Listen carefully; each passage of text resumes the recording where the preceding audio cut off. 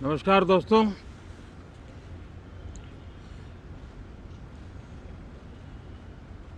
Monsoon सत्र में आप सभी मीडिया जगत के लोगों का स्वागत है। साथियों, मानसून नवीनता और नवसर्जन का प्रतीक है और अब तक जो खबरें मिली हैं, देश में मौसम बहुत ही अच्छे ढंग से आगे बढ़ रहा है। कृषि को लाभदायक मौसम की खबरें हैं और बारिश किसानों की अर्थव्यवस्था, देश की अर्थव्यवस्था, ग्रामीण अर्थव्यवस्था और इतना ही नहीं, हर परिवार की अर्थव्यवस्था में एक बहुत महत्वपूर्ण होता है। अब तक जो मुझे जानकारी दी गई है उस हिसाब से पिछले 10 वर्ष में जो पानी का भंडार हुआ है इस बार, वो करीब करीब 3 गुना हुआ है, जिसका आने वाले दिनों में भी देश के अर्थतंत्र को बहुत लाभ होगा। साथियों, ये मॉनसून सत्र राष्ट्र के लिए ये बहुत ही गौरवपूर्ण सत्र है। ये मॉनसून सत्र राष्ट्र के लिए एक अपने आप में विजयोत्सव का रूप है।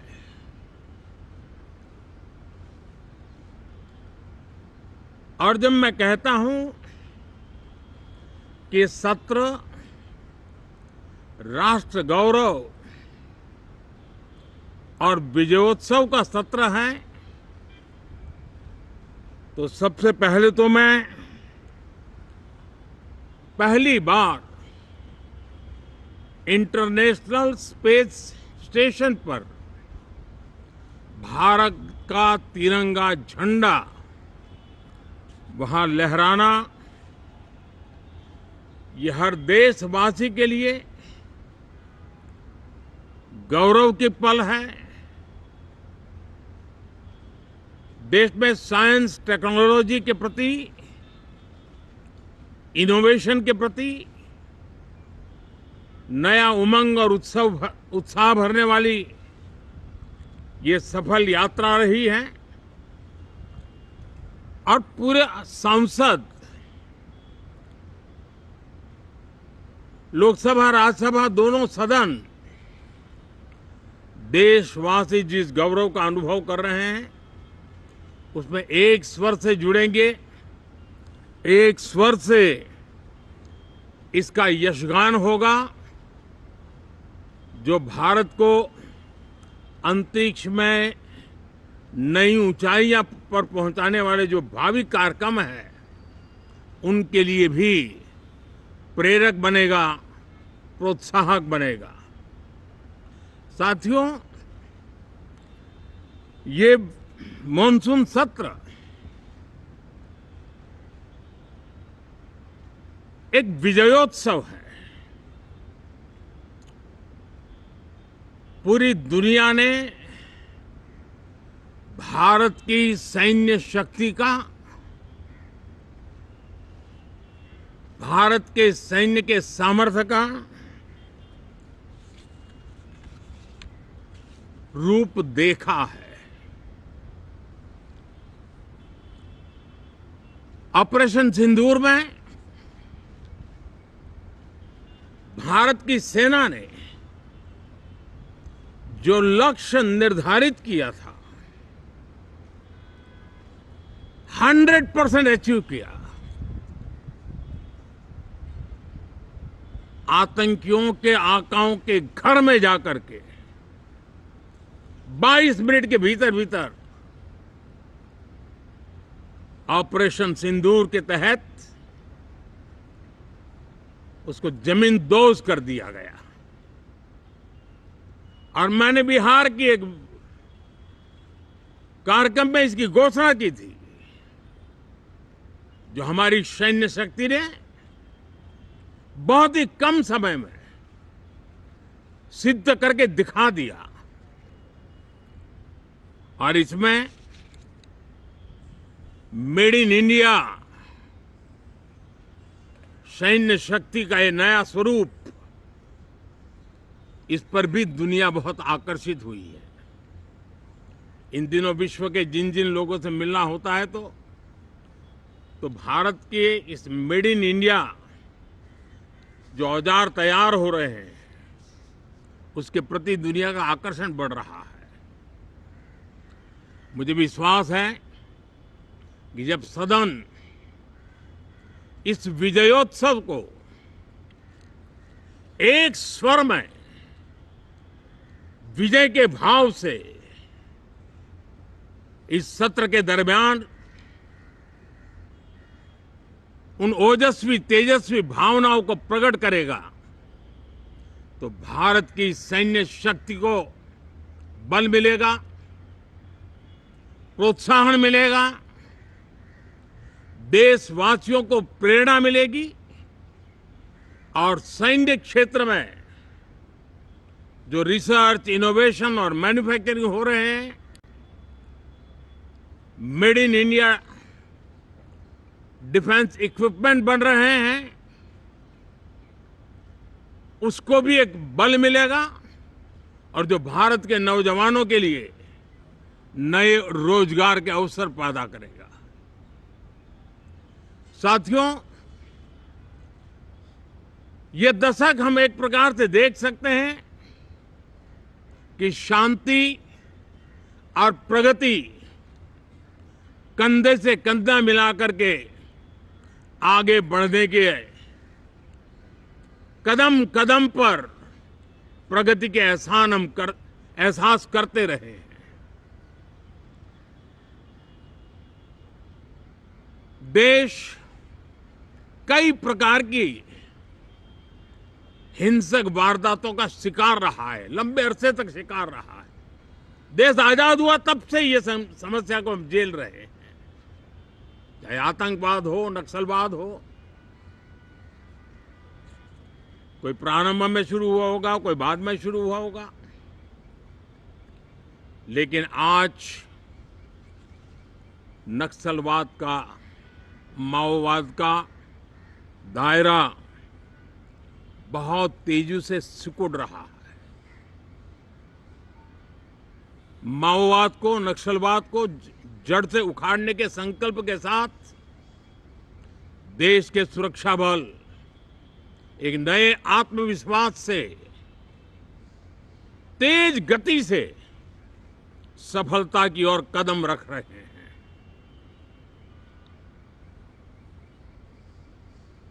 और मैं गर्व से कह सकता हूं,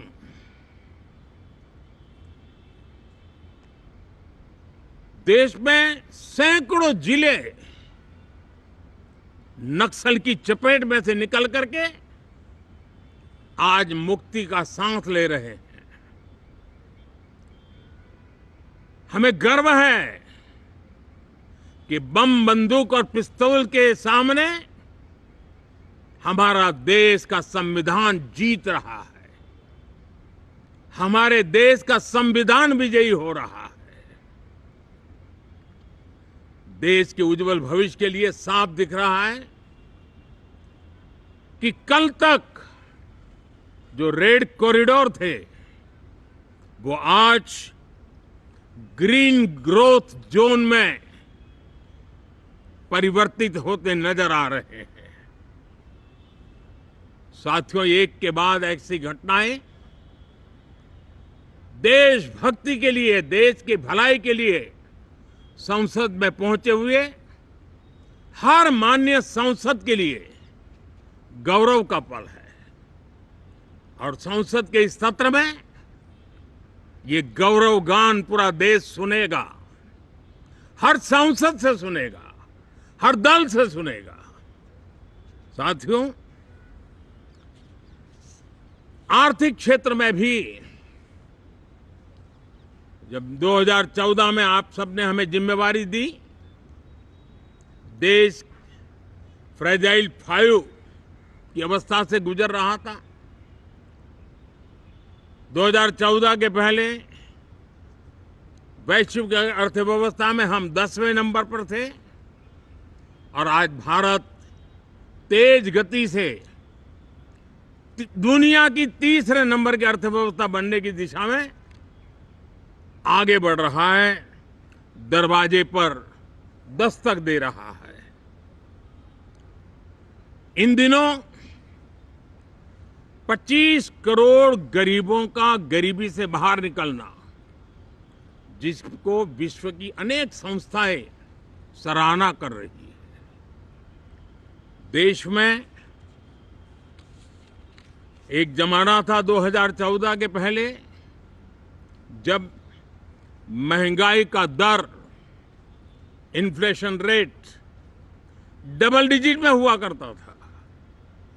आज 2% के आसपास आकर के देश के सामान्य मानव के जीवन में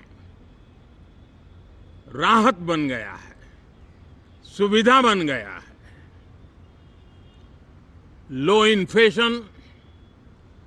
लो इन्फ्लेशन के सामने हाई ग्रोथ एक अच्छे विकास यात्रा की दिशा है। साथियों, डिजिटल इंडिया, यूपीआई आज भारत के एक नए सामर्थ्य को दुनिया देख रही है, पहचान रही है और ज्यादातर देश में उसके प्रति एक आकर्षण पैदा हो रहा है। यूपीआई ने फिनटेक की दुनिया में अपने एक नाम कमाया है। रियल टाइम डिजिटल ट्रांजैक्शन दुनिया में सबसे ज्यादा हो रहे हैं। दुनिया में जितने हो रहे हैं, अकेले भारत में उससे ज्यादा हो रहे हैं। साथियों, पिछले दिनों इंटरनेशनल लेबर ऑर्गेनाइजेशन का एक वैश्विक समागम था और उसमें भारत ने बहुत बड़ी ऊंचाई प्राप्त की है। आईएलओ का कहना है कि 90 करोड़ से ज्यादा लोग भारत में अब सोशल सिक्योरिटी के दायरे में हैं। ये अपने आप में एक बहुत बड़ा अचीवमेंट है। उसी प्रकार से वैश्विक संस्था WHO ने ये कहा है कि भारत अब आंख की जो बीमारी आमतौर पर बारिश के सीजन में ज्यादा देखी जाती थी, ट्रैकोमा, अब भारत को WHO ने ट्रैकोमा फ्री घोषित किया है। तो आरोग्य के क्षेत्र में भी ये अपने आप में एक महत्वपूर्ण भारत के लिए सिद्धि है। साथियों, पहलगाम की क्रूर अत्याचार,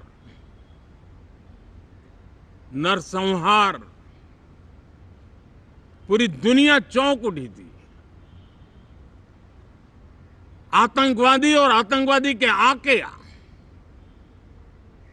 दुनिया का ध्यान उनकी तरफ केंद्रित हुआ था और उस समय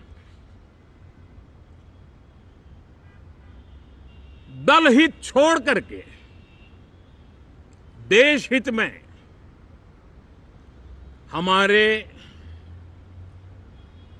ज्यादातर दलों के प्रतिनिधि, ज्यादातर राज्यों के प्रतिनिधि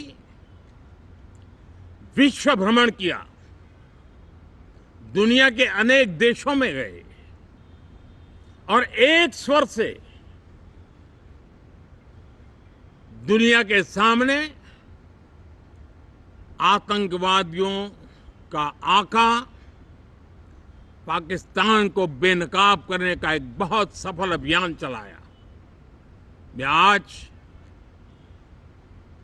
राष्ट्रहित में किए गए इस महत्वपूर्ण कार्य के लिए उन सभी सांसदों की सराहना करना चाहता हूं, सभी दलों की सराहना करना चाहता हूं और उसने देश में एक सकारात्मक वातावरण पैदा किया।